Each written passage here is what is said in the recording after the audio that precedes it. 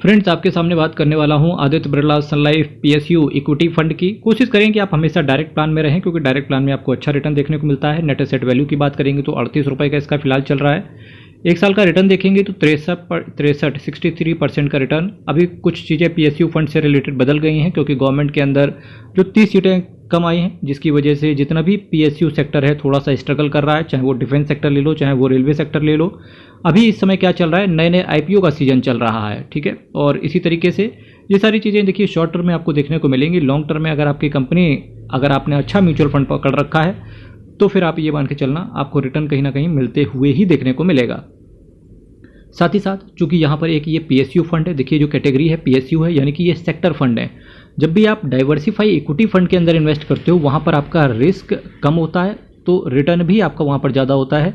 यहाँ पर जब आप सेक्टर फंड के अंदर इन्वेस्ट करते हो तो आपको डाइवर्सिफिकेशन कम रहता है, जिसकी वजह से आपका रिस्क बहुत ज़्यादा इन्वॉल्व हो जाता है। तो जब ये जो सेक्टर फंड होते हैं तो ये शॉर्ट टर्म के लिए बहुत तेज़ी से रिटर्न दिखाते हैं, पर लॉन्ग टर्म में आपको हो सकता है ये रिटर्न इक्वल कर दें। 10-12% का ही रिटर्न आपको लॉन्ग टर्म में देखने को मिलेगा। तो जब भी आप सेक्टर फंड के अंदर या सेक्टर थीम के अंदर इन्वेस्टमेंट करें तो कोशिश करें शॉर्ट टर्म के लिए ही पैसे को इन्वेस्ट किया करें, ठीक है। और फिर भी किसी भी म्यूचुअल फंड में इन्वेस्ट करने से पहले एक बार अपने फाइनेंशियल एडवाइजर से जरूर संपर्क किया करें। 3 महीने में बात करेंगे तो देखो यहाँ पर कोई कुछ खास रिटर्न आया ही नहीं है। 6 महीने में 16%, 3 साल में देखिए 171%। रिस्क किसी भी म्यूचुअल फंड के अंदर आपका वेरिएज रहता है। रिटर्न क्यों नहीं आया है, सिंपल सी बात है मेरे भाई, सेक्टर हर समय नहीं चलता है। डाइवर्सिफाई इक्विटी फंड को इन्वेस्टर को चूज करना चाहिए रादर देन की सेक्टर फंड। क्या ये फंड खराब हो गया, क्या ये कैटेगरी खराब हो गई, ऐसा नहीं है। फिर इसका वक्त आएगा, फिर चलना स्टार्ट होगा।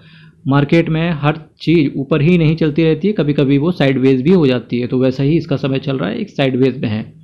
आदित्य बिरला सन लाइफ पीएसयू फंड की बात करेंगे तो टॉप पर बना हुआ है। 5,945 करोड़ का एसेट साइज है। 0.49% का एक्सपेंस रेशियो, यानी कि आधा % का एक्सपेंस रेशियो है।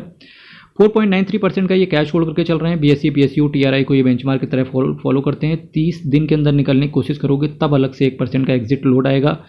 सबसे ज़्यादा इन्होंने एनर्जी को टारगेट किया है, जहां पर 41% स्टेक को इन्होंने डिप्लॉय करके रखा हुआ है। और एनर्जी सेक्टर, एनर्जी थीम की बात करेंगे, चल भी रही है बहुत तगड़े से। यहाँ पर देखिए एनटीपीसी का भी स्टेक अंदर इनका 9.56% पड़ा हुआ है। और एनटीपीसी अभी आईपीओ अपना लॉन्च करने वाला है, एनटीपीसी ग्रीन, जिसके तहत एनटीपीसी का शेयर 10 से 15% का मूव कर सकता है। तो उससे इन म्यूचुअल फंड होल्डर्स को भी फायदा होगा, क्योंकि अल्टीमेटली बहुत बड़ा स्टेक एनटीपीसी के अंदर भी पड़ा हुआ है इस फंड का। Power grid, oil and natural gas, ONGC का भी, ओएनजीसी ग्रीन आईपीओ आने वाला है, तो जिसके पास ओएनजीसी का शेयर है उसको भी शेयर होल्डर कोटा मिलेगा। SBI PSU direct plan growth की बात करें, इन्वेस्को इंडिया पीएसयू देख लेना आप। और आदित्य बिरला सन लाइफ पीएसयू की तो बात कर ही चुका हूँ। आईडीसीडब्ल्यू वाले प्लान से जितना हो सके दूर रहें, फिर भी जिसको डिविडेंड चाहिए हो वो वहाँ जा सकता है, पर रिटर्न आपको कम मिलेगा। आदित्य बिरला सन लाइफ एएमसी की बात करेंगे तो 3,87,071 करोड़ का इनका 71 करोड़ देख रहे हो, 3,87,071 करोड़ का इनका एसेट अंडर मैनेजमेंट है। बहुत बड़ी एएमसी है और 237 स्कीम के साथ ये आते हैं। मेरे मित्र, चैनल को सब्सक्राइब कीजिएगा, वीडियो को लाइक कीजिएगा। कोई डाउट हो तो कमेंट बॉक्स में रखिएगा। चैनल को सब्सक्राइब करना है। और बहुत बहुत धन्यवाद आप सभी का।